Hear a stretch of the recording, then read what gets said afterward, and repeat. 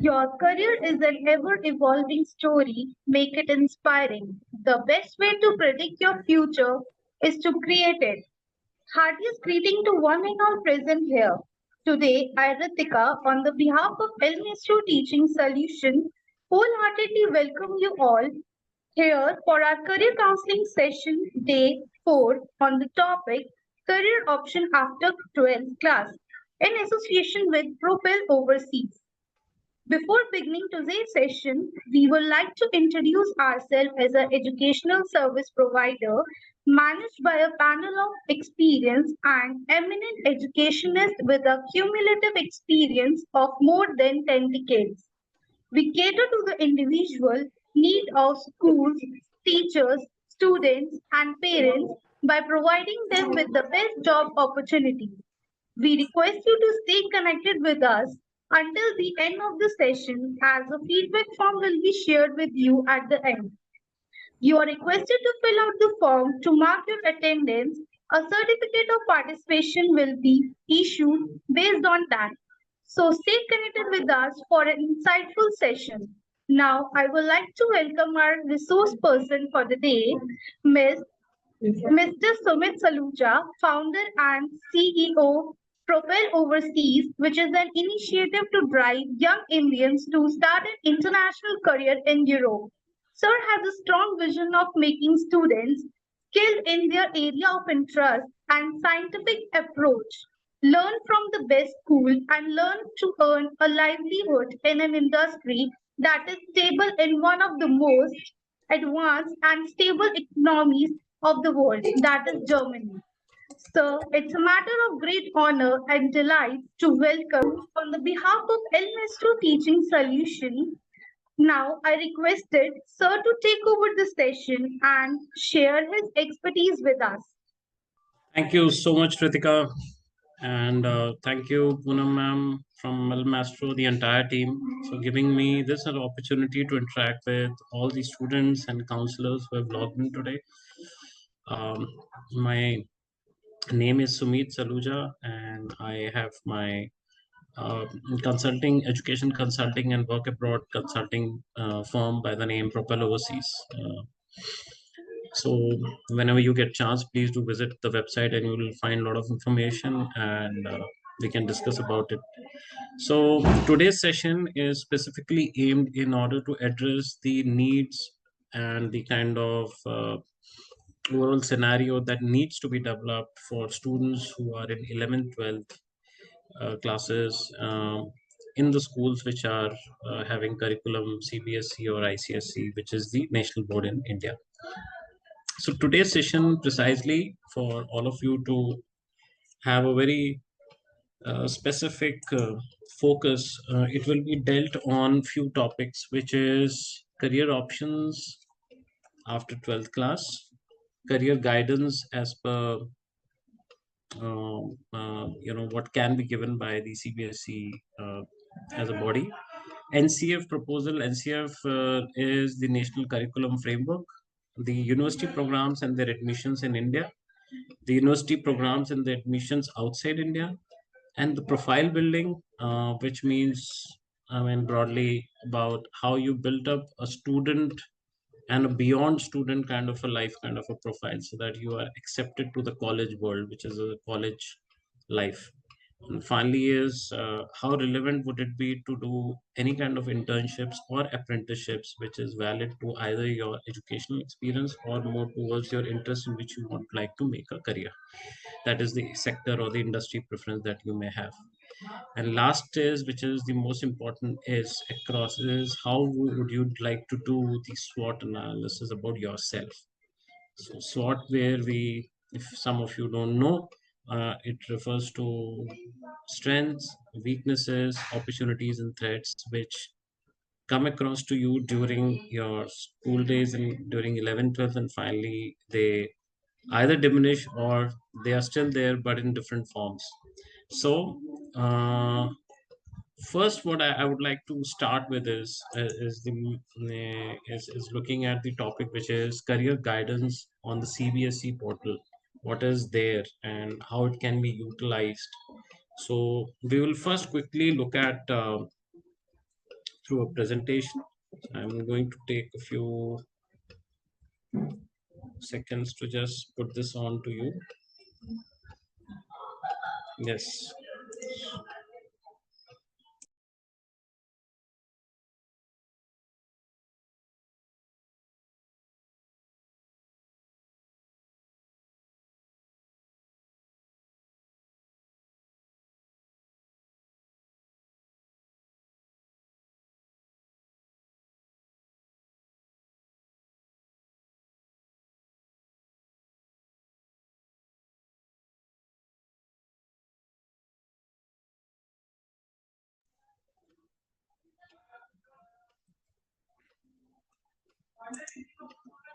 Yeah. So, Ritika, could you confirm that everyone can see the slide?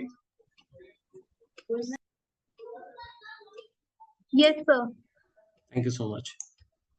So, when we talk about career guidance by the CBSE, now all of you know that CBSE happens to be our biggest and the widest and the most accepted national board, which basically devises the ways on how the curriculum needs to be followed.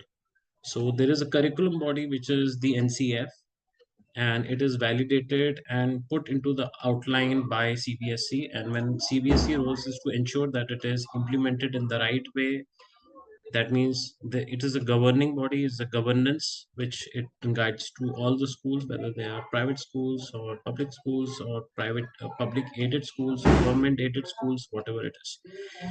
So CBSE offers a comprehensive career guidance. If all of you don't know, you should be aware that there is a lot of guidance which is given to students across, where they need to understand that this guidance is precisely in order to help you, in order to make sure that you guys as a student get all types of academic and non-academic help. When I say help means what? Generally, when we feel that when do we need a help, we don't realize that. So we need to understand that if we are performing, should be ways to assess our performance. So let's go one by one. So one, what it most importantly it says that it helps the students to navigate the vast array of higher education and job opportunities available. When I say job opportunities, means even assignments and projects. And with the expert counseling and personalized assessments which they give to one to all, that is session, not to one, students can discover their true passions. And it does happen if you are in the right track. So let's see, I mean, what they have to say or through their website. So they're talking about personalized assessments. They do in-depth aptitude and interest tests which help identify students unique strengths. We're talking about specialized guidance. So CBSE has a panel of counselors which provide tailored recommendations. When I say tailored recommendations, means tailored to the kind of sector or the industry or the trade that you're talking about. It could be fashion, it could be health, it could be home science, it could be humanities, accountancy, under commerce as a big bracket. They could talk about accountancy, audit, taxation, revenue, many things, finance, so investment banking, there's so much of it. So you should know how to explore that, you should know how to get inside it and find out your niche. So specialized guidance is very very critical here, because when you're making a career, you need to know in what exactly you want to make your interest develop, right?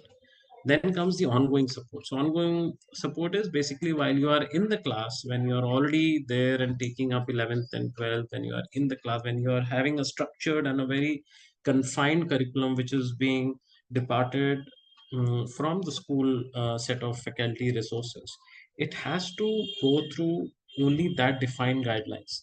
But there needs to have a lot of support that you may require, that how to complete that kind of a book and what is beyond that. So we are talking about that. And students receive continuous mentorship to navigate their career journey through the with a lot of confidence building measures.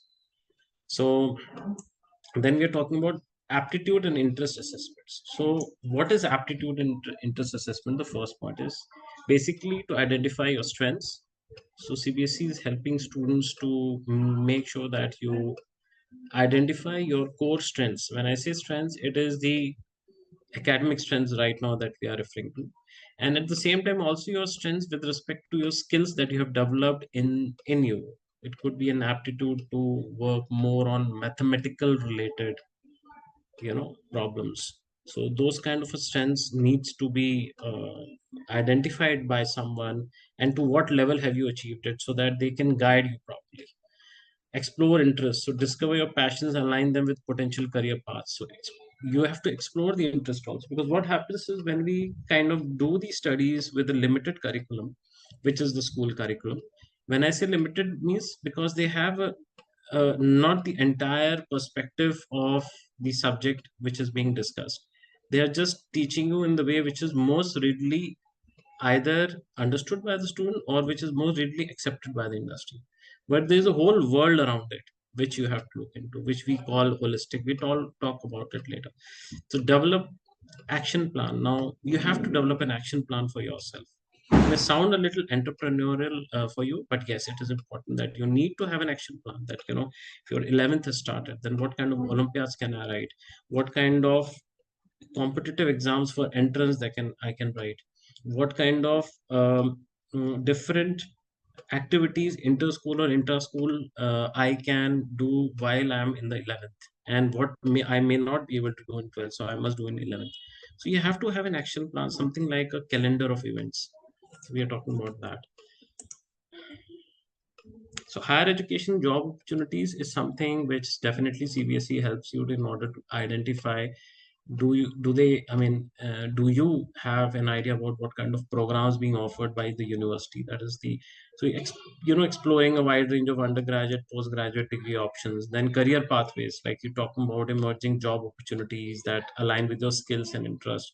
So this is equally very interesting and very sensitive also, in the sense because sometimes you have a certain interest, you have a certain liking for a particular role or particular kind of job, but your parents may have a different opinion, and your school or your mentors may have a very different opinion about how you should take it up. But this is where you need to come to a kind of a crossroad, where you need to understand that ultimately you have to follow the career and be with it for lifelong. So it has to be your decision. It could be supported and guided and mentored by many. So that's where the career pathways needs to be developed with you. Internships, very very important. So you do not get a chance to kind of, so CBSE tells you that you should do in your summer breaks, in your winter breaks, small internships of 2 weeks or 3 weeks or 4 weeks, whatever is possible.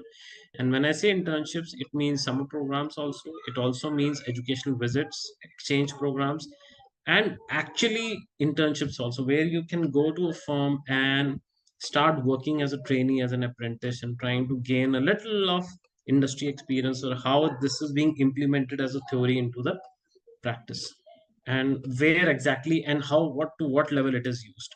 So it's why, because you gain valuable real world experience, of course. And finally, which is the most important, is that the social connect, the professional connect, which we're talking about, the networking. So you see, while we were a student, we never thought there would be something which will come up, something like a LinkedIn or a Twitter or a Wikipedia, or you have Facebook now. So why all this is required? So you have an online network, you have an offline networking platforms, and these are important, because unless you connect with the world outside the school, you will not know how the world functions. Politics as a subject, which has just closed a bigger chapter on who has won how many seats out of 543 in Lok Sabha, cannot be dealt online. It has to be dealt offline, and they do everything offline. So just imagine someone who is running your country or represents your state, they don't do things online. They are using media just to say what they want to convey, but ultimately they are making offline and trying to make and develop relations, developed a certain long-term success routes, developing their own pathways. So same thing you need to do when you develop network. You find a lot of ways to connect to people, a lot of ways to explore new ideas and incubate new ideas. So these are a few things which CBSE gives you as a guidance when it comes to the the guidance portal, which is there in the on their portal. Now, does anyone has a question or some kind of a view on this?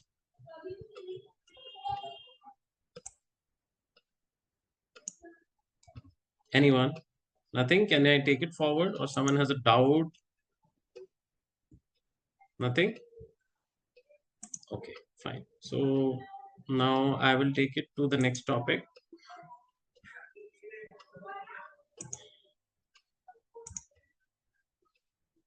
Give me a moment just for about, let's say, just a minute.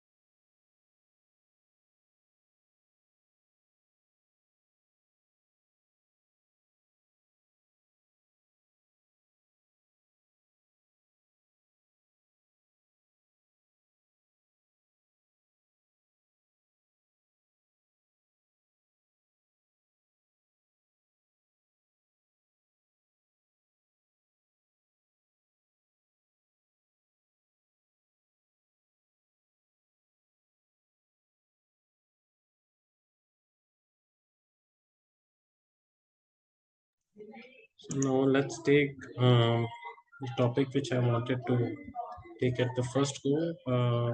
We took the CBSE options. Now we'll take the career options which are available for any 12th class student in India when it comes to science, commerce, arts, humanities, liberal arts. Let's try to see how much we can cover today. And of course, we can, whatever is not covered, or which is not built into so much in depth, we can always talk about it after the session on one to one. So, yes. So, yes. So when we're talking about options after 12th, we look at, as I told you, I mean, there are options which are broadly many of them. So graduating from 12th class means when you're going out, you opens up a world of opportunities. We all know that about it. So what are those opportunities? So opportunities, one is you have to look at, we were discussing yesterday also, and I'll take this part of the discussion forward from here. Then we look at overall study as a mode of taking your career forward. One is the university system. One is the vocational system, which is the skilling system of getting into the industry and getting into the basically smoothly getting accepted into the work roles.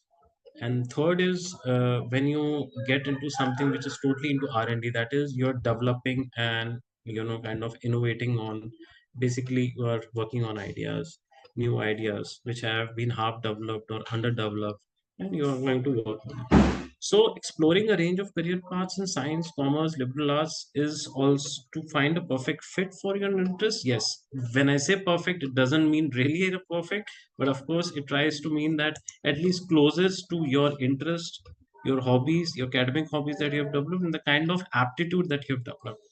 So, let's see. So, science stream, when we talk about engineering, is the favorites of all, medicine, favorites of many. Research, as I said, yes, very important. Data science. So data science is referring to a part of the stream which we call know as STEM. All of you know STEM. I'm sure all of you know about it. So I've got just popped up a few questions here. Um, I'm sorry, Satyam. I don't know for what knows. Acha, no, sir. As you've written, no. What is all clear so far? Okay, great. Thank you, Shweta and Satyam, for your feedback here. Quick ones. So, STEM is a category which refers to, which was developed in US, which broadly means science, technology, engineering, and mathematics. Now, then came STEAM. In STEAM, it is STEAM. So A was standing for arts. So broadly, why they did it? Simply because those were coming for the STEM category to US. then they have certain provisions for those students who are contributing through their science related economy, science related industry. Right now when we talk about is you, we're not talking about any industry, we're not talking about any university, we're not talking about any program, we are simply talking about the fields that are open for you. And when we talk about science, why it is so critical, because everything around you revolves around science, because science carries logic. So when you look at logic, you find that in engineering, you find that in medicine, you find that in R&D, that research. Data science analyze complex data to uncover insights and drive decision making. Now, in data science, when we talk about tools like Power BI, you talk about SAS, you talk about there's so many of them. I mean, maybe I'm not just getting it right now. So many of them off the shelf. So you have all those which come under the science stream. Then comes the next is commerce. In commerce, of course, you talk about accounting, you talk about auditing, you talk about taxation, you talk about economics, you talk about finance. Now you also talk about in commerce revenue generation and revenue management, and of course marketing.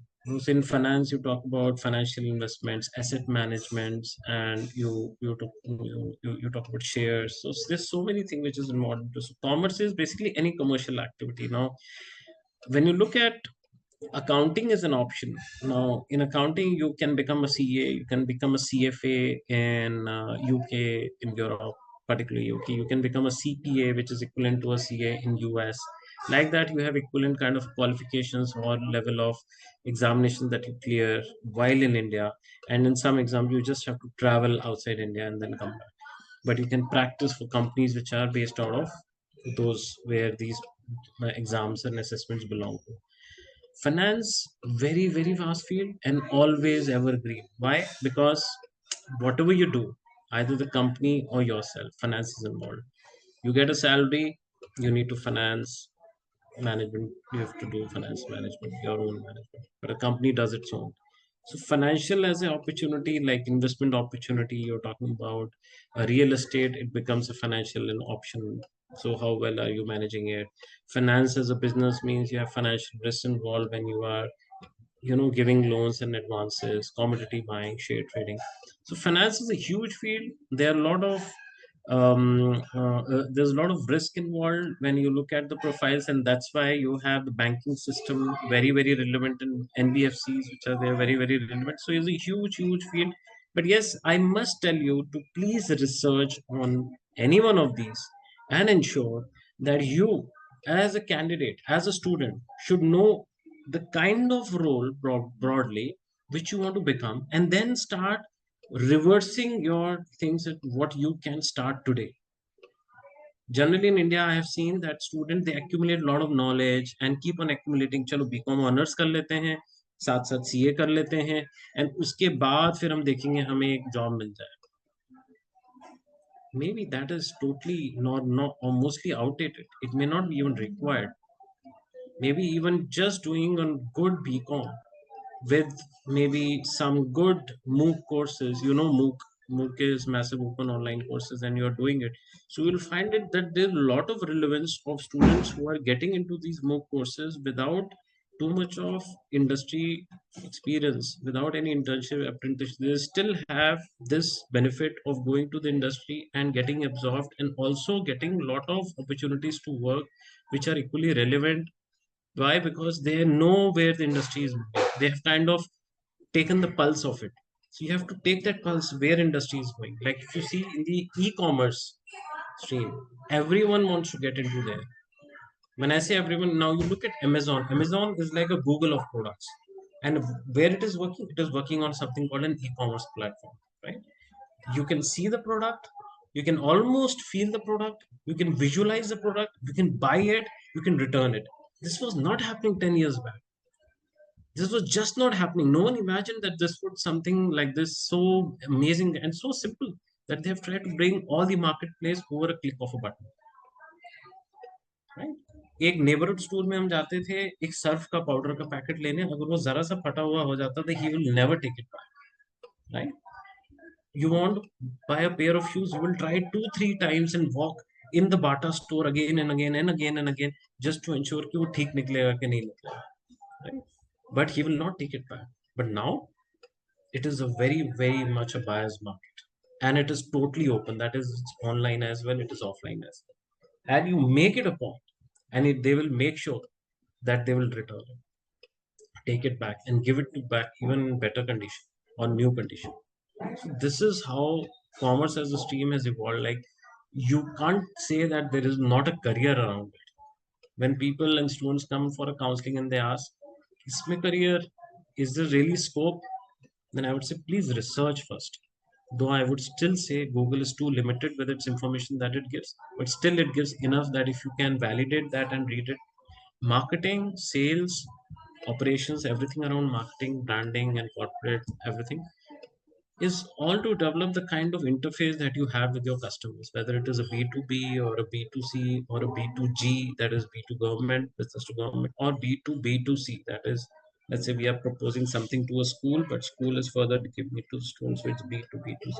Or in marketing ecosystem, you look at um, developing a communication mix and finding ways and means of getting through that product as a need and want kind of a portfolio you have to create, and then publish it through a advertisement. Very easy to put that this way, so I'm telling it. Next is arts humanities stream. In arts humanities, we're talking about teaching. We're talking about, when I say teaching, means everything revolving around education. Then we talk about journalism, media, communication. You have online PR, you have corporate PR, you have online journals, you have podcast. What is all this happening? Everyone is trying to promote some idea, some message, some kind of a product or a service, or some kind of a thought, but it is required. You need to critique, and that's where the journalism comes in. There was a time when you go to library and use the word journal, they were only hard copies that used to be sold.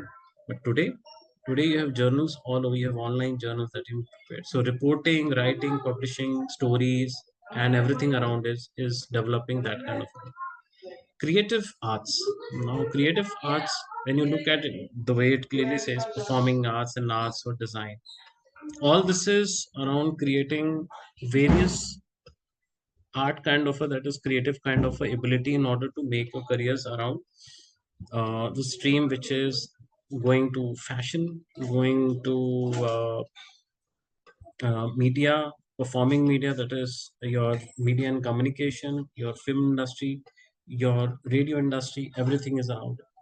Law, very, very important field. And let me tell you, all these fields are not the limited ones. I mean, I've just put up those which are very, very important and very, very well accepted by most of these students. When you talk about law, law is talking about becoming a lawyer or an advocate for whom? For, you can be becoming for a business, can become for a for an individual. You know, even if you drive a car on the road, you are actually under law if you hit someone or if you get hit by someone. If you're buying a product, you are under a legal entity, a legal contract that he is selling you something which he's supposed to sell, and you're buying something which is not expired. So see, there's so many things, but we never look at the back of the paper and see. But there is a law involved. So law is very important. I know. I mean, if you ask me personally, I would look at law as something which should be part of all these students, at least so much so that they should know what to fight for, what are our rights, to which we can at least go to the court, go to a law and say, ये मुझे नहीं मिला, ये मुझे मिलना चाहिए था, and I am aware of it. So these things are very important. So advocate for clients and interpret and apply legal principles and contribute to the justice system. Huge, huge potential if you want to really go into that stream. Creative arts, again, amazing. Whoever thought that you would have someone like a, if you see those, you see IPL as a format, it has become so creative. I mean, who thought cricket balla and bat and you're doing on a 1 day or a 5 day? No one could even imagine that something so simpler and a very small format of a T20 or a IPL will boom. It has boomed so much that it is one of the richest. So where it has come from? It is a mix of sports and the creative arts into it. So I can't tell you the numbers right now, but you will be baffled if you know about the kind of which is invested, the kind of money which people bet on it, which is legal betting, and there is a lot of money which people earn out of it as a players and earn out of you if you are into any of these creative arts which are involved into the complete activity. And last, of course, is liberal arts system. So liberal arts is mostly referring to when you talk about a mix of humanities, arts, and a lot of other subjects. We talk about global perspective, develop a deep understanding of diverse cultures, critical thinking, hone your ability to analyze complex and problems, and find innovative solutions. Creativity, unleash your create potential and bring new ideas to life. And we're talking about communication, enhance your written verbal communication skills to effectively express your thoughts. So liberal arts is basically referring to also those of subjects which could be mixed, where you do not need to stick to a certain framework of a curriculum as such. So what it is saying is that, let's say if you have majors and minors, so you could be majoring in commerce, but you can be minoring in finance. Okay, you can be majors in music and minors in geography. Now, this was never thought of earlier. Why? Because somewhere down the line, in your mind, in your way of, you can say, making a balance of what you want to make yourself as a person, as someone whom where you find that this you are good at. So you have to look at what is the industry acceptance, but at the same time you also look at what is my acceptance to be balanced. If I want to pursue music, and in music also I want to take something which is into rap and with a guitar or with a instrument, and I need a proper knowledge, a framework, organized, structured knowledge into it, so you can have it, and the right mix will help you with that. um, So this continuous chat voice in your session, chat voice. Please mute them if possible. I'm really sorry for this. I'll try to minimize this. Thank you so much for this feedback. And with this, we close on this particular topic. I'll move to the next one. Give me a minute, please.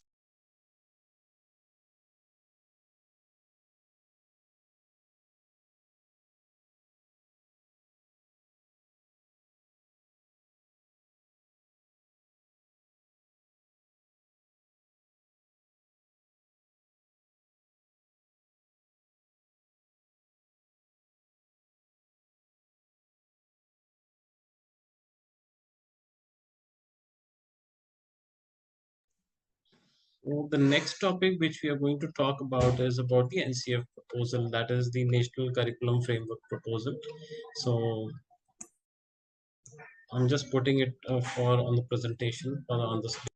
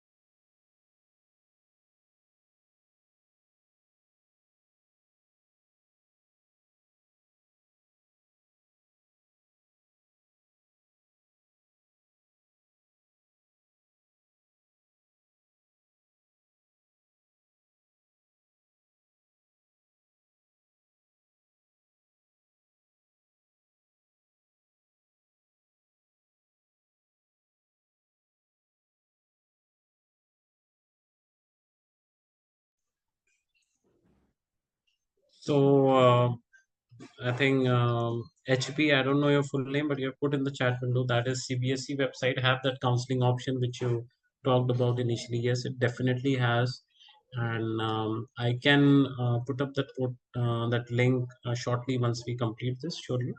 And you can take this, and they do have a chat bot also, which will help you. They don't have a telephonic counseling per se, but they definitely take up appointments on emails, and in some cases they definitely take up through one-to-one chat or through the online virtual platforms. So now the next is which is important for of you to know to some extent is the national curriculum framework. So what is it? It's a body which is a guiding document that sets the vision and direction for school education in a country. Now it outlines the key principles, objectives, and structure of the curriculum to ensure a holistic and inclusive learning experience for all students. Now when you look at the school.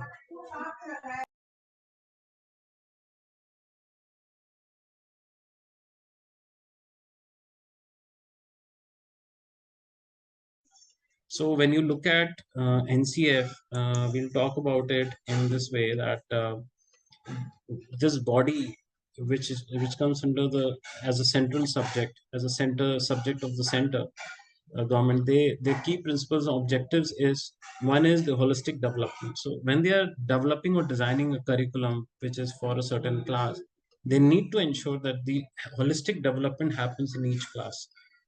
And when you look at curriculum, you would have always seen that there is a gradual increase, a progressive increase in the amount, the content, and the quality of the content that we are talking about. So NCF aims to nurture the cognitive, the social, the emotional, the physical aspect of a child's growth.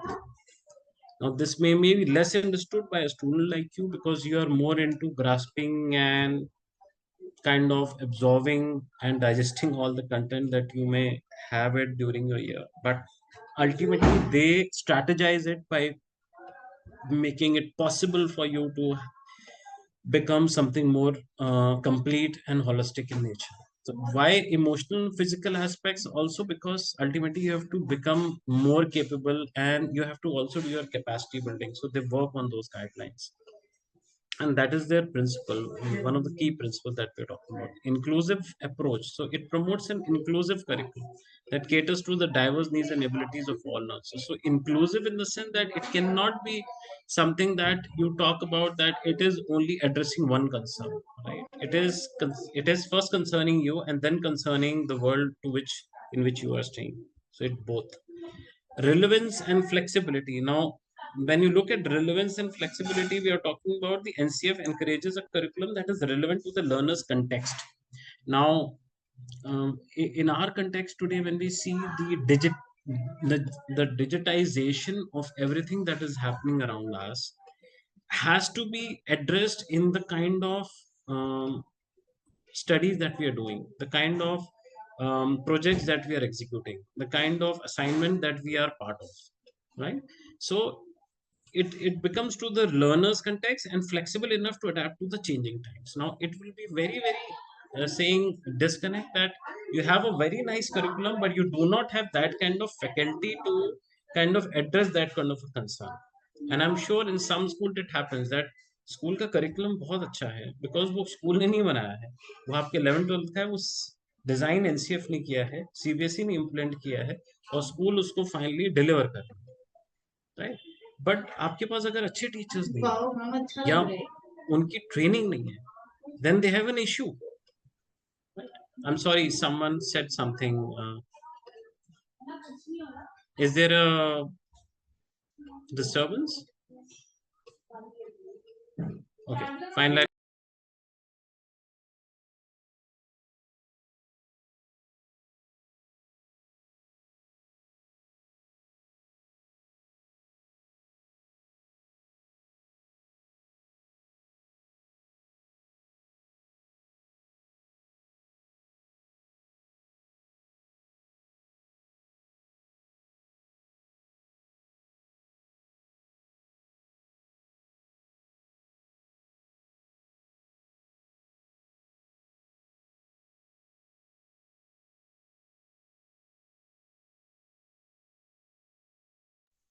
So when we look at the curriculum structure and content, let me put it very aptly here, which I have tried to bring across these points. The core subjects. So they outline the core academic subjects, like languages, like you look at English, Hindi, you have Sanskrit to some classes, and then finally you have the foreign languages exposure. Or if you go to the state boards, then you have different kind of boards. They have Karnataka in Karnataka, in Kannada in Karnataka, and like that.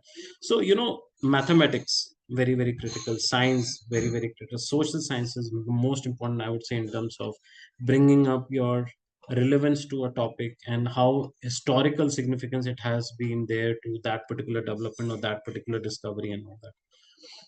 Interdisciplinary areas. Now, it also emphasizes the importance of integrating cross-cutting themes like environmental education, health and well-being, and digital literacy, which we're just talking about digital literacy. We spoke in ninth and 10th class students about your health, mental health, and your physical health well-being. I'm not getting into the spiritual well-being and emotional wellness and all that. That is equally important. But then the point is that NCF has to take care of that, right? So interdisciplinary areas where it is um, kind of intangibly affecting you in a positive way to ensure that you get the best out of it. As a counselor, I must tell you, every school should be given the objective that you must produce so many 90% holders, so many 80% holders, so many 70% holders, and it makes a lot of sense there.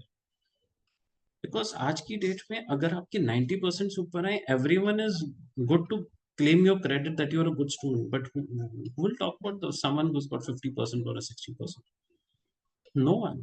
And why not the school should take credit that, why the school should not be, you can say kind of taken to task that you were given everything, we gave you the license, and why you could not produce? If you have everything around, you have NCF to support you, you have CBSE to take support from, you have the nice students, you have taken the fee, then why not? It's a question which must be raised. We always say, no, it's up to the student. Fine, it is up to the student to more than 70%. But 30% of the main role comes to schools itself. So, as a student, you should also take the responsibility that if you are into a school environment, you should know your law as a student, that how much that you can take the benefit of being a student, right? And to ensure that you get the best out of it. That means you should know that there is a counselor in CBSE, there is a clinical psychologist available in the school. There should be all the teachers that can help you in the lab and outside the lab, those kind of areas. Now, the last part is the co-curricular activities. So NCF encourages a balanced approach, of course, incorporating co-curricular like sports, arts, and community service, and which is really important. I still don't figure out. I mean, in many schools, which is still today not providing you NCC kind of a stuff, which used to be at our time a compulsion across class 6 to 10th. Okay, the last, which is important, is implementation evaluation of the NCF. So, capacity building is their core implementation idea, that we have to develop the capacity of the students to absorb it and to reproduce the thing which you have learned. So, empowering teachers and school teachers to effectively implement the NCF throughout training and support. Why? Because unless they do that, they will not be in a position to ensure a good progressive growth of a student. And same goes for the teacher. Monitoring and feedback. If you do not have a proper monitoring system, if you do not have a proper feedback gathering and a feedback analysis system, then how would you do it? There is a question here, sir, in 50-60%, can any student get science? Well, uh, of course the top schools will not like to take you, but then the point is, it's my honest concern that it is a very dark area. But don't worry, Satyam. It's a very important thing that you have asked. I should say that most of the students who do not get, a stream which probably they were looking at and the school is not taking, you can always take up something open schooling as well and continue your full-time schooling with whatever you have. Because the point is, if you do not get something which you want, then you may be struggling to learn what you have already got. सो अगर आपके 50-60% आए, आपको चाहिए था commerce, आपको नहीं मिल रहा है, now you are getting arts, so it's better to, I mean, in a sense, it is your decision, but still better to leave that, go to the open schooling, and just study commerce. It's okay. How does it matter? Does it really matter? Who is going to ask that because you're from DPS or a Rayan or a DAV, then only will give you college admission? No. If you got good percentage, they'll give you the admission as it is, right? I don't know what's your name. Your someone has asked. The name is coming as Samsung M32 M325. Is average student of 70 to 80% can get admission in colleges? Very tough in Delhi University, of course. U2 is not promising you anything like that. But let me tell you to Satyam and to this person, we have certain beautiful options which are available in Europe, and I'll tell you most of it by today. So please wait till then, right? And last point, which was evaluation and refinement. So you regularly needs to evaluate the impact of the NCF. Now impact of NCF can be only be tell once you respond to the school will respond further to CBSE and NCF. If you do not use your rights, if you do not use your overall development process in a serious way, then you will just take it whatever is coming to you is good. आप सारी चीजों को on the face value लेके आगे progress नहीं कर सकते. You have to and have to give that feedback, right? So you have to regularly evaluating the impact of the NCF and refining it based on emerging needs and research. So keeping those things in mind, I would always say that you should always look at when you're looking at education in 11th and 12th, and particularly when we talk about NCF or a CBSE, these are big bodies, governing bodies and curriculum bodies and all that. Always be very open and very bold and confident to go back with your suggestions, with your feedback, and most importantly, with your needs. You need it, right? So be more stronger for giving back that idea to the principal before you take it from them, right? So don't be weak there. India does not need weak students, it needs strong students. So now we will take up the next part, which is on university programs and their admissions in India. And we'll talk about engineering, medical law, defense, management, whatever we can today, right? And then we will take up something which is university programs and admissions outside India. So quickly we'll take up all of this. So anyone has questions, though someone has asked, but then still if you have a question, you can ask me right now. Otherwise, just give me a minute and I will just prepare to give you.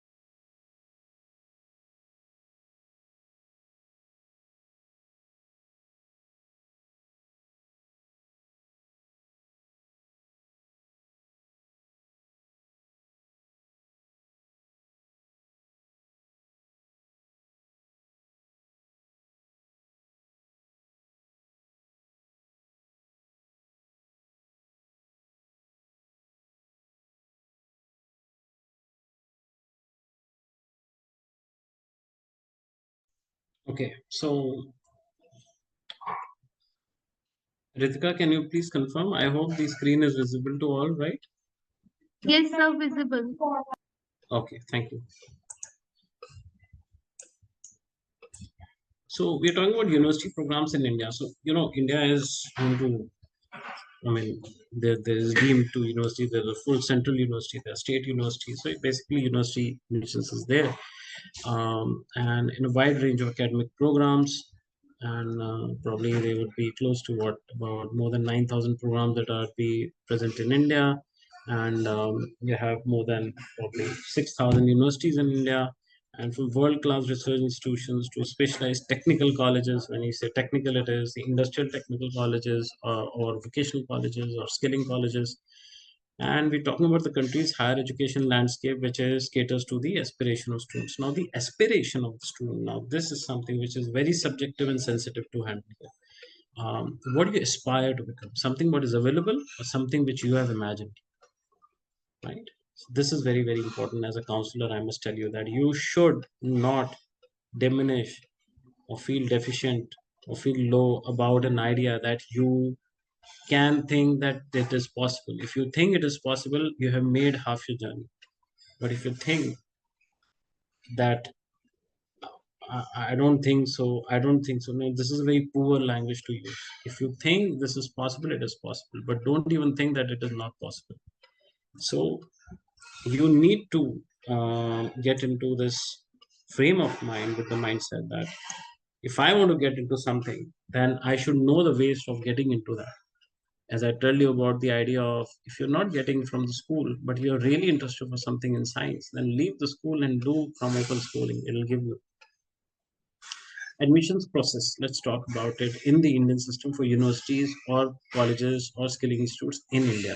So application system says that the prospective student must carefully review the admission requirements and deadlines, and for the desired programs, which often include online application forms, academic transcripts, and supporting documents. Now, all of you know there's UET, there's a lot of application process around it. You have DTU now, and like that, there's n number of university programs that you can go for. But there is an application process to it. There is an entrance exam process to it. Just a moment, please.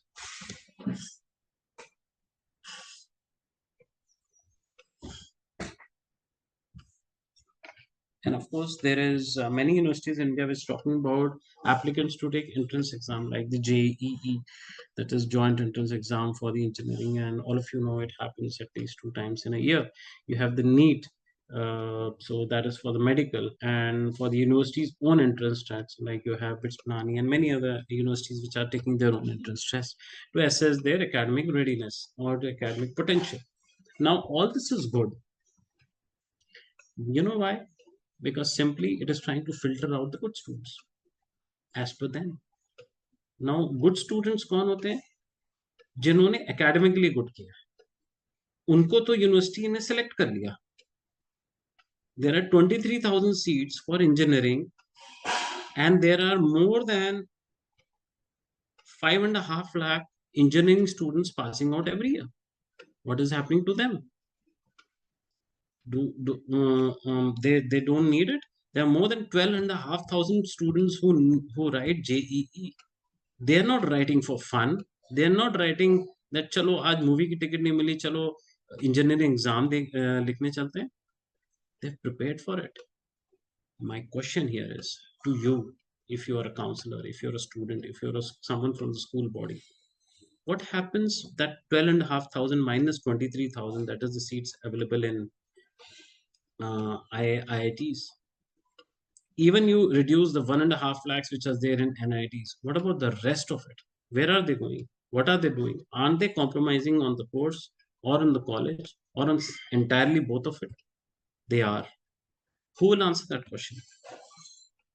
We say government should answer, but government will not take everything responsible for your career path. So what you have to do is you have to always have plan A, which is as per you the best plan. You should always have a plan B, which is equally good as plan A. It is just that you will never feel sorry that because I took plan B, it is a small program or a diminished program. My idea again here is to re-question you that if you are not getting into an entrance exam because they have limited seats, that's why. They have limited colleges. They have not so fully developed in terms of academic resourcing and other infrastructure resourcing that you may like them to get. So don't ever think that if you are not getting a good college or course, you do not have something really good to get into. There are a lot of options that are available in India. There are a lot of options that are available outside India as well. And today we are going to introduce something very, very important to all of you. And finally, what comes is the in the admission process, the interview and selection. So shortlisted candidates, they are invited for personal interviews or group discussions. Finally, they select the candidates based on their knowledge and skill which they have shown in the test and beyond that. Now we talk about the various entrance tests and their eligibility criteria broadly. Common entrance exams, you have the JEE and NEET and CAT. CAT is for someone who is in the third year of his grad, fourth year of his grad, and finally getting into the college, into the further study, that is MBA. Then you write a CAT exam, that is common entrance, common aptitude test. Subject specific requirements. We talk about eligibility criteria. So the minimum, academic qualification, what is required is basically your 10 plus 2, that is you should be 12 pass from a national board or a state board in the English medium and or equivalent, and sometimes a minimum percentage is also required in some cases. Like for CAT, you cannot write if you do not have a minimum 50% in your grad overall. Then comes state subject specific requirements. Now, certain programs may have additional subject specific requirements, such as the inclusion of specific subjects in 10 plus 2 curriculum. For example, if you want to become a doctor, so you will do something like a course which is BDS or a MBBS in India or a B Pharma. But for all that, you need chemistry and bio. And in most cases, they will even ask for physics. The point is, it is important because the national curriculum framework has made it this way that you should come with this kind of academic capability and then get into a higher course of the same. Someone has popped up with a question. So, what is the minimum percentage required for CA? If you're talking about getting into a CA, you should start. You can start your CA even while you are in your 12th class as a foundation. Then there is inter, and then there is advanced. But there is no particular minimum percentage. You can start with it. You can clear it. If you clear it, then you have to clear with a minimum percentage. If you're talking about the clearing percentage, I think it is more than, if I'm not wrong, it is more than 40%. But you need to check. I'm not very sure about it. So please excuse me for that. Then comes the language proficiency. So proficiency, when we talk about Indian languages, of course, they're good as long as you want to work or study in India. Okay. But if you want to go abroad, if you want to go to, let's say, Europe, you want to go to France or Germany or Italy or Spain and UK, you need to know their language well. That's why you see when you go to those countries, you go to UK, you have to write exams like IELTS, which is IELTS or PTE or a TOEFL. You know why? Because they are testing your English. That's why in TOEFL it's called testing of English as a foreign language, TOEFL. And same goes for Australia, same goes for New Zealand, US, Canada. You know why? But do we ask कि आपकी हिंदी कितनी अच्छी होनी चाहिए अगर आप हमारे India में आ रहे हो? Right? Strange. We don't take. Why? Because we have another official, national official language is in English. But this is not our first national language. So the point again I'm making is, if you're going to their country, go with full confidence. You know their language good, but you should know what you want to do. That is more important. Language proficiency will help you not just in the classroom environment where you're going to study, it is also going to environment in which we are going to live outside the classroom. ये भी बहुत सारी चीजें जरूरी हैं. So proficiency in English or the local language instruction may be required for some programs. Yes. Yes. Now this is very, very important. We are talking about that scholarships and financial aid. Yes, government scholarships, they are there, which is called grants and subsidies you get. And most important, which I find, is the lack of awareness of students that they don't know about it. So please research on it. Various government funded scholarships are available and they should be given it to you by your school counselors, by your college counselors. So I mean, I will not be in a position to take this up, but when you apply to US, you have got a lot of grants and subsidies. You have professor rates, you have the normal scholar, then you have the merit based scholarship, there is need based scholarships and everything. So we'll talk about when we take it up, the university admissions outside India. And university based is many university in India provide their own scholarships. Yes, they do provide fee waivers and all that. Okay, there is a question which has popped up by Satyam sir. Is there any use of physics and chemistry in medical? Yeah, of course there is. Physics is a very, very logical subject. So in medical, it may not be as a content wise, I should say, would be required. But while handling an equipment, okay, you may be required to use certain medical equipments. Like you see, robotics has come into the AI based operations which are happening, and they're using robotics into the medical stream. So that's where the physics as a subject comes into place. That do you know as a doctor how to operate with the help of a robot? So maybe that is one way to look at it. But the other is, yes, as a learning during MBBS or a B Pharma or a BDS, no, it may not be required. So I won't buy that idea that yes, physics may be that. But yes, as a system in India, you can't escape. You if you take a set of subjects, it has to be either PCM with IT or something, or you take a PCB with IT, or you can take up with economics also. People take, that's where some schools do offer that also as a cross combination. I hope that address kind of gives you yeah the idea.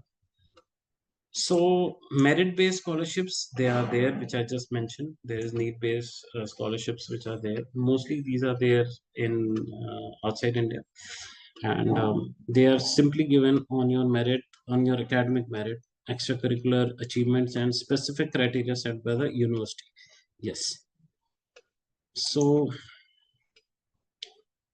this was all when we were talking about the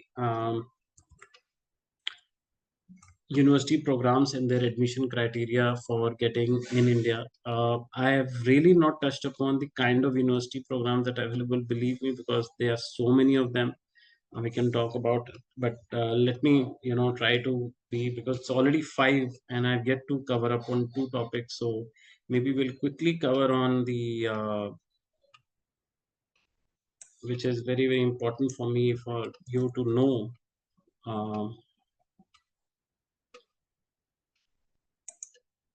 Give me a moment, please. I'm just setting up my next screen.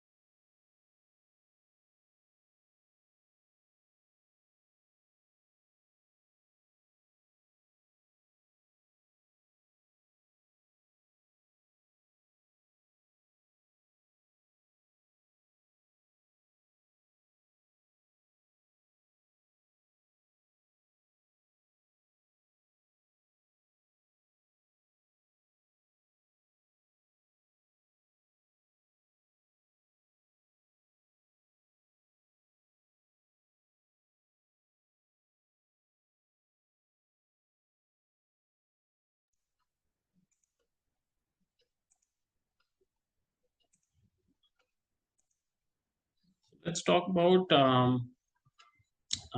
So there is a question before I start. My daughter got some HB has written. I don't know HB what's your full name, but just let me take this question. My daughter got 91% in PCB and 88.5% in PCB, M and E. I hope, ma'am, E refers to economics.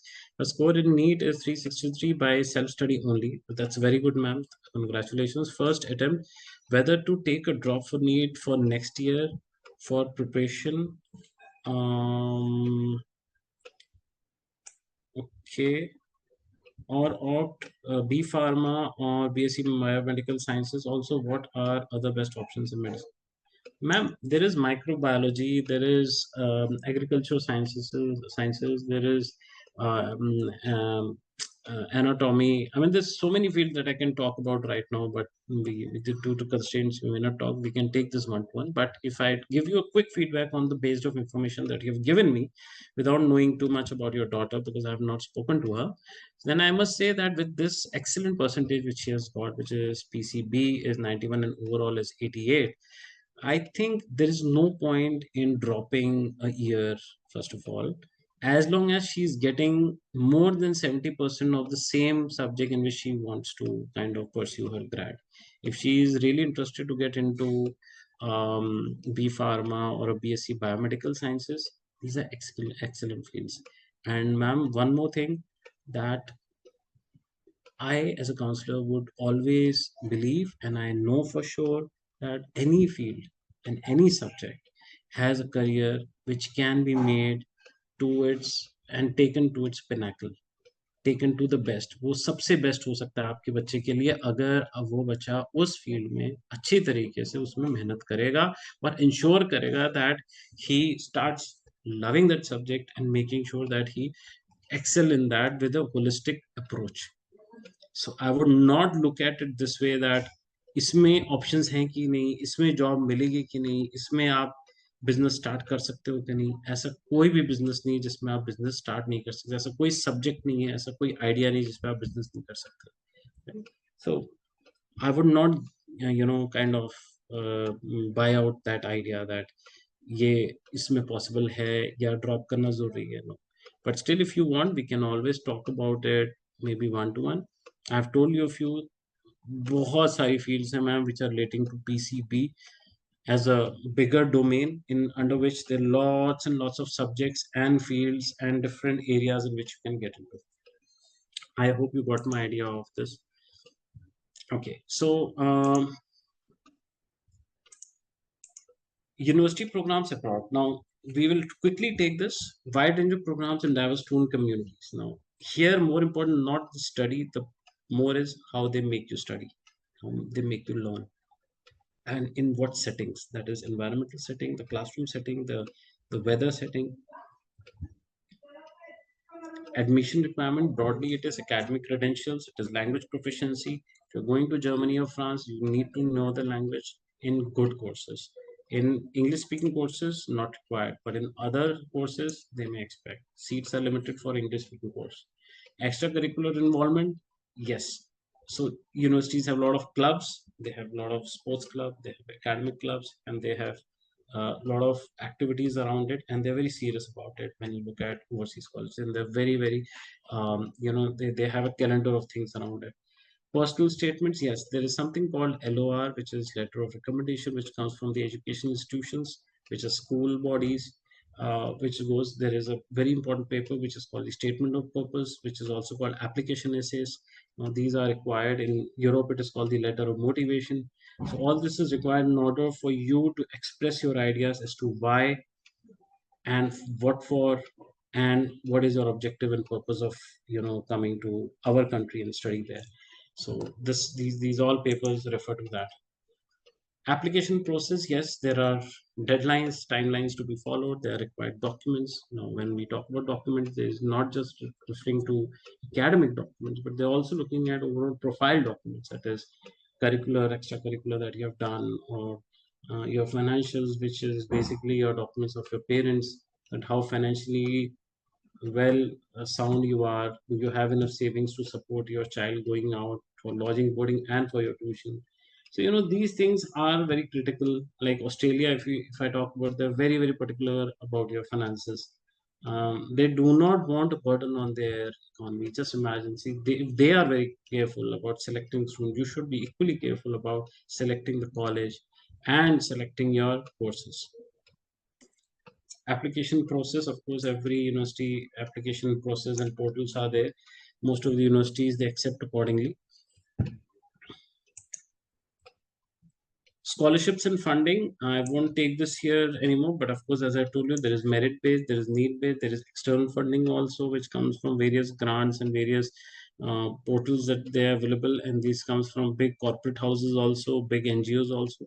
And budgeting and cost of living is a very very critical element, because you once you go to a country, you should know that if I'm staying in a hostel or a dormitory which is provided by the university or the college, but beyond that, do we have other options available or not?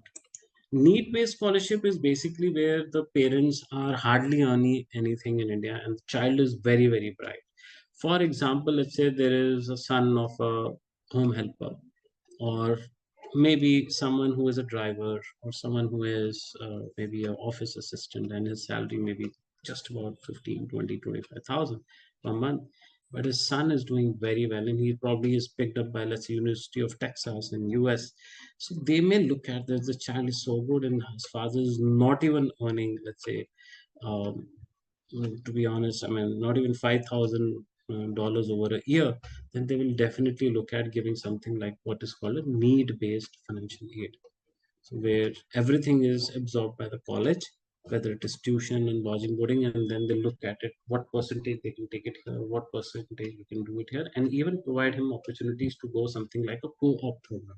In a co-op program, you are allowed to work for a certain number of hours during the week, either within the campus or maybe outside the campus. That all depends on the kind of program and the seriousness of the candidate based on the interviews.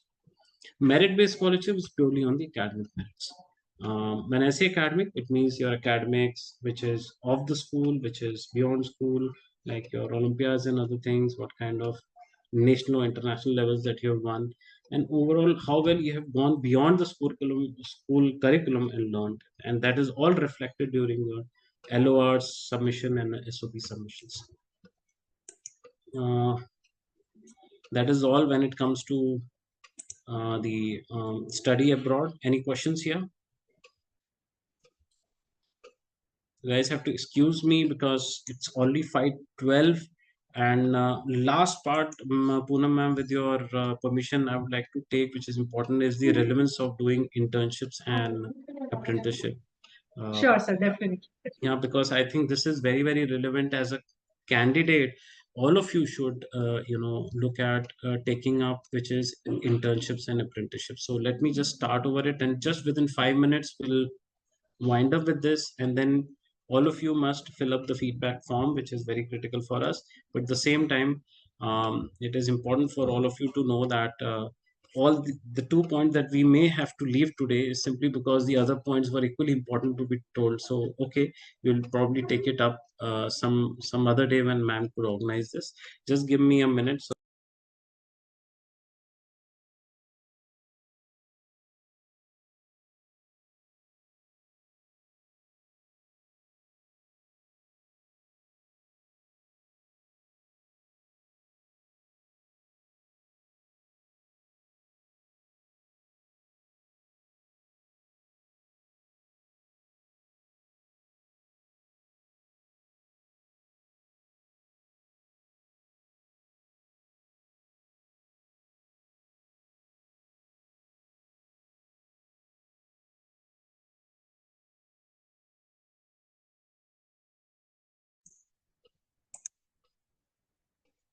can you can all of you imagine, like, going to your mom's kitchen and just serving a glass of water to your father, right? So when he was small, you could know that if I go and press the tap here, the water will come out. I'll put it in the glass, put the glass either directly in the hands of my father, or put the glass in the tray and then take the tray to my father, and which kind of glass I need to use. Now all this requires what is called training.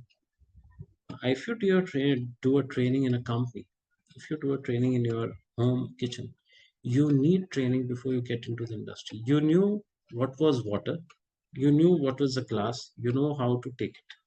But which kind of water to take, whether it should be RO water, whether it is half cold and half warm water, all this comes with what? When your mother tells, this is how you need to put the water in the glass, this kind of glass should be used, whether the glass should be wet or hand should be wet while you're putting the glass water in the glass. So all these things are smaller things, but you need have something called training. And from where you get the training, you get it through either internships, which are smaller bit-sized programs over the year for either 2 weeks to 2 months broadly, or maybe extending as much as 3 months.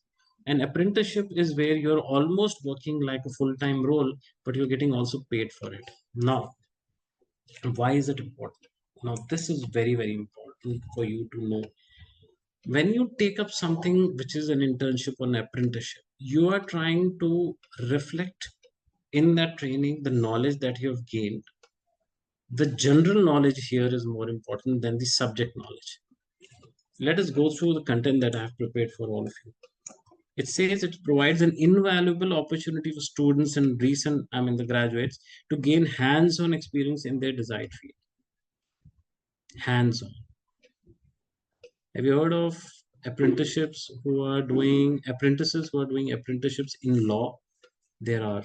And under a CA, that is a chartered accountancy firm, yes, there are. In medical, you have junior doctors who are assisting the bigger senior doctors. Those are nothing but they are interns or they are apprentices. In the initial few months and years, this is very, very important. And I, as a counselor, personally recommend you that when you get your time between your 10th and 11th wala break, between your 11th and 12th wala break, and just after 12th you have months, please don't do anything else. Don't go for your summer breaks to wherever hill stations you want to go, but spend at least a month doing only a pure internship with a company, no matter whether you get paid or unpaid, but learn. When you start learning by being into the system which exists, you will find a lot of flaws, but you will find a lot of things which you never imagined which is happening. And that's where your own creativity will come into, oh, ऐसे होता है. This is how work is actually planned and organized and then executed and implemented on the ground. So that's why internship and apprenticeship is very, very critical for you to open up. It should not be from a like mind should not work like a parachute. That so much so I know, and that's where I'll get onto the ground. So these programs offer a chance to apply classroom knowledge, develop practical skills, and build professional networks that can lead to a future job opportunity. So developing network is equally important. We have just spoken in the third presentation.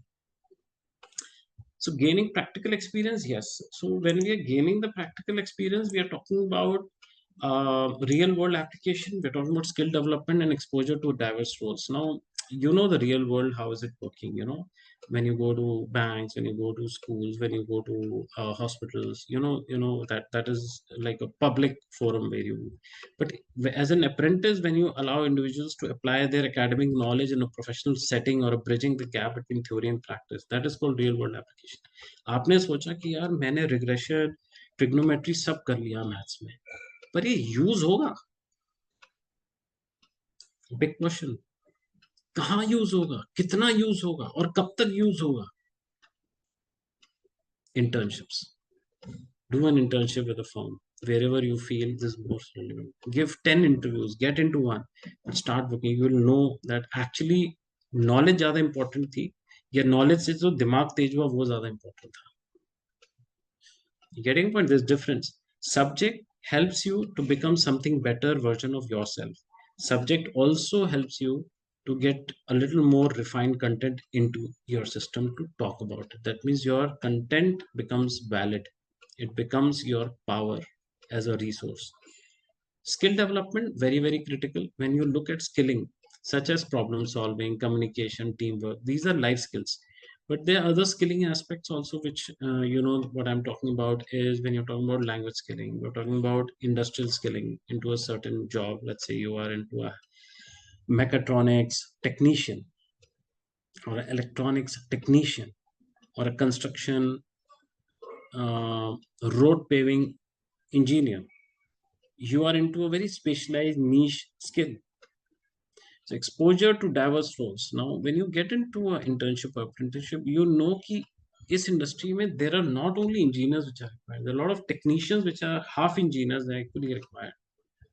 So you should know what are the different roles that are available in a technical ladder. That means which is more technical dependent company, not a sales dependent company. There is a lot of process dependent company, like you find a supply chain or a distribution kind of a company. You have a lot of operational dependence on them. Any kind of insurance company which is into general insurance or a medical insurance or a life insurance, you find a lot of operations part. The back end operations as a role is very critical. Sales is not very critical, not very important for them. You know why? Because as it is, India has got the fear that insurance lena hai. So, like that, you come to know while you work with company with your internship or apprentice, you come to know that how diverse could be your building professional network. Very, very important. So networking, then you get a mentorship because of that. You get resume enhancement simply because you are getting attached to so many different fields, people from different fields with different knowledge and different career graphs and everything. And of course, you get to know whether you can work with them or not. So job opportunities. And here, mentorship is very important. When you get into a company and you start looking at, you should look at someone who can be your mentor for a couple of months at least during the tenure when you are there, or maybe a few months after that. Simply because they have in depth insights, gaining valuable information, gaining valuable ways of tackling with work. And last is exploring career paths. So when you are doing an internship, I have discovered my interest broadly. I knew कि मुझे BCom honours करना था या नहीं. Now I know कि after 12th ये थोड़ा tough रहेगा लेकिन मजा आएगा. I can become someone like a CA with an audit kind of a role. Now how will you develop that? Unless you have worked with a CA who does audits. So there is something called internal audit. There's something called external audit. There's called a third party audit. So all that once you will discover only once you work as an intern कि क्या क्या roles available हैं. नहीं तो आपको पता ही नहीं चलेगा. फिर जो मैंने शुरू में बात बताई थी वही होगा कि we keep on accumulating knowledge, degrees or diplomas, and then we say nahi, now I'm become a big elephant, now I'll go to the industry and start work. But people will not know कि ये कुछ सीखा भी है, कुछ जानता भी है, इसको मालूम भी है कि हम वर्क कैसे करते हैं. पर आपने अगर चार अपने डिफरेंट 9th 10th के बीच में, 10th 11th के बीच में आपने 2 2 महीने की अगर इंटर्नशिप्स कर रखी थी या कर लोगे, still you will be a better person. Because say नहीं sir, मैंने work किया हुआ, I know how audit works, and I'm very much interested to become an external auditor, and I'm into becoming a CA. So test fit, the second point. Now these programs provide also an opportunity to test drive a uh,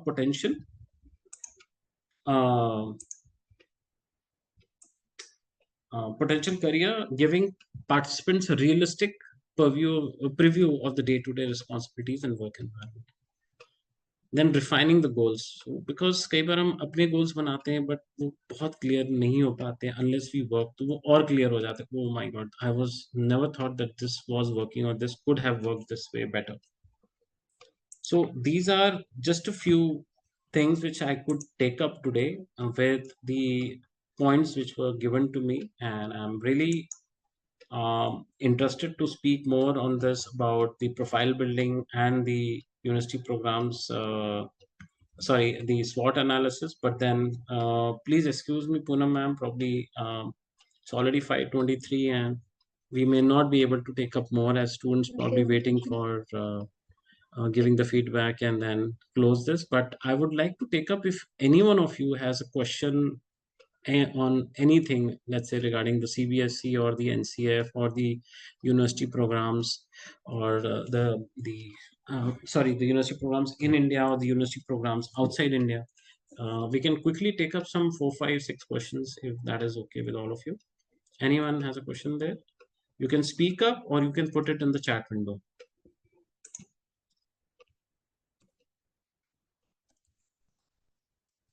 Please open up, speak up.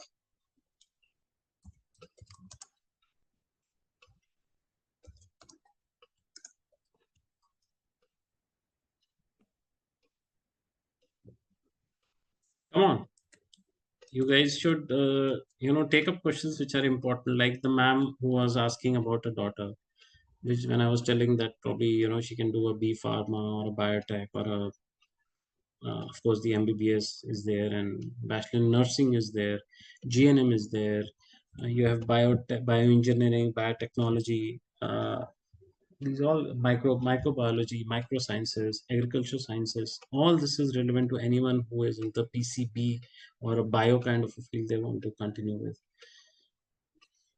Nutrition, yeah, nutrition, health and nutrition is a very advanced field. Now, as per some research, it came that every third person in India could be a diabetic. Now, this may be not a founding statement by me, but the point is somewhere even if we find 10% reality in this is quite a scary statement. And just imagine diabetologist, they must tell you, but is it a need if you have the good dietary habits? Yes, still it is important today because we are not living in a very safe environment, not in a very secured, uh, clean and processed environment, right? So these are important things that we should be careful about when we are looking at choosing the kind of lifestyle for ourselves. As long as we are good to go physically or mentally, we find everything is fine inside us, but it may not be so.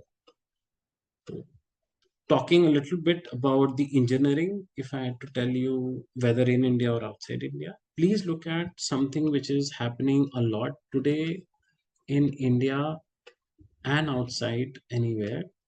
If you look at engineering, especially if I give a reference on the STEM courses, I would say civil has has a big scope, civil engineering, chemical engineering, mechanical, data science, which refers to all that we spoke on Power BI and related courses.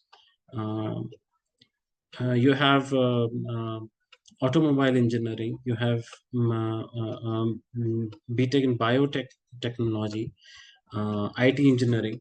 Of course, IT engineering and IT computer science is also there.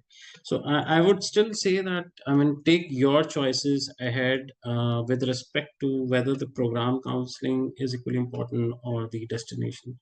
You have to kind of make a bit of compromise there that if I'm getting IIT Guwahati with computer science, is that better? Or if I'm getting IIT Bangalore, where probably I may be getting as simple as civil, which is more important, and where the infrastructure is better. I'm talking about the academic infrastructure, not the physical infrastructure. Of course, physical is important, but academic is the first priority. So, like that, you have to make kind of a, so this kind of a counseling which we give, Propel Overseas is there to support you. We will give you that kind of a support and counseling to ensure that you get that bit of understanding that within your budget of money, within your budget of mobility, whether you can go to that country or not, and within your scope of learning abilities with respect to language and other things, we can decide with you that which country or which course is best for you in the constraints. So like that we can take up these kind of counselings one on one. I once again thank El Maestro entire team and uh, each one of you. So I've got quickly certain questions which have just popped up. I just missed out in the last 2 minutes. I'll quickly read out and answer them. Can we do pharma, D pharma after 12th? Yes, you can do B pharma. Sia asked this. HBS, does organization offer internship to undergrad for 1 to 2 months or part-time roles, I think, kind of roles? Yes, not a part-time role. They generally call, you should talk in the industry with the valid terms. Valid term is called internship, but you should define your internship always. That, sir, I'm an 11th class student going into 12th. I have 1.5 months and I want to do internship, let's say in economics pertaining to um, growing demand of fuel in the European region and the effect of that because of the Ukraine Russian war. Now I want to do a subject oriented internship so that I can research with you and give you a study at the end of 6 weeks. When you start interning with a company, which, and the companies could be, it could be a petrochemical industry company, it could be a coal India, or it could be a, because they have funds. Every company has funds, and they want interns to study and work with them. They want interns to research with them. They also want good talent. So if you would have worked with them, they like you and you like them, you may end up getting a job after your grad. So you definitely, organizations do offer, but you have to approach them. Every organization does not advertise on social media, print media, or online media. How do you find such internship options as these are not available openly on their websites? Absolutely, what HB you are asking is this question, and as I told you now and before also, you need to keep on searching and scouting for it. You cannot expect that the companies will come to you. See, okay, you are from the school called, let's say, whatever, XYZ in DAV or Kendriya Vidyalaya and so, we want students from the school five. No, it won't happen. Neither they will come to a consultant like us. But you have to keep on, because they may pick up the student if you approach them. Oh, the student has come with a beautiful idea. And I'll give you one more. For example, if you talk about data sciences, today data is everywhere, right? Like today, right now, 26 students have joined the screen, excluding the four which are from the Maestro. So 22 students. So this is a data point. How many 22 enjoyed the session? How many 22 did not, out of the 22 did not enjoy the session? How many of 22 really want the session to take place every month or every 15 days? Now, this is when you do the data sciences. And this data is to this level, to a small interaction like today's, to taking up data like in how many times in the day do you and at what times and intervals do you take intake of water or intake of any liquid in this season. This could be a data point for a nutritionist, that how people of different age groups are consuming water. Now the point what I'm telling you is, if you want to do a data driven activity which is pertaining to an individual, you can probably join with a very good doctor under the clinic that sir आपके पास इतने सारे patients आते हैं. But how do they decide whether they have to come to you? हम कभी doctor के पास जाते हैं तो हम कैसे डिसाइड करते हैं कि कौन से डॉक्टर के पास जाएं? कभी ये सोचा है आपने? हम कभी सोच ही नहीं पाते. हमको क्या लगता है, अच्छा पापा उसको दिखाते हैं तो हम उसको दिखाने चले जाते हैं. ईएनटी में अगर ईएनटी का डॉक्टर, क्यों मुझे कान में दर्द हो रहा है, तो अच्छा ईएनटी डॉक्टर कोई भी है चले जाओ, कोई भी हो तो क्यों चले जाओ? There has to be some logic behind it, ना? How will you define कि कौन से डॉक्टर के पास जाना है? And believe me, there is no answer to this question even today. There is no matrix which can tell कि because वो radius में, आपके 3 किलोमीटर के रेडियस में ये डॉक्टर रहता है तो उसी के पास जाना जरूरी है, या आपके पास और कोई चॉइस ही नहीं है. You getting my point? So you have to go to the doctor and ask him, sir मैं आपके साथ एक 6 हफ्ते की या 2 हफ्ते की इंटर्नशिप करना चाहता हूँ, इसमें ये डिफाइन करता हूँ कि आप हमारे पास क्यों आए. What made you come to us? It could be a survey driven research, and that will help the doctor through you with your model of research. That can we define that, is it because your number of patients that you've seen in your historical medical background as a doctor, or is it because of your proximity with the residents around your area, or it is because of the kind of medicines that have worked on people.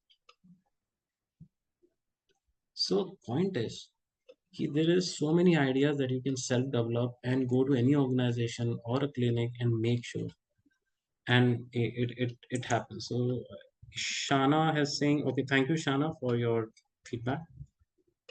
And um, over to Puram ma'am. Ma'am, it's already 5:30, so you may like to address the students and we can close this session.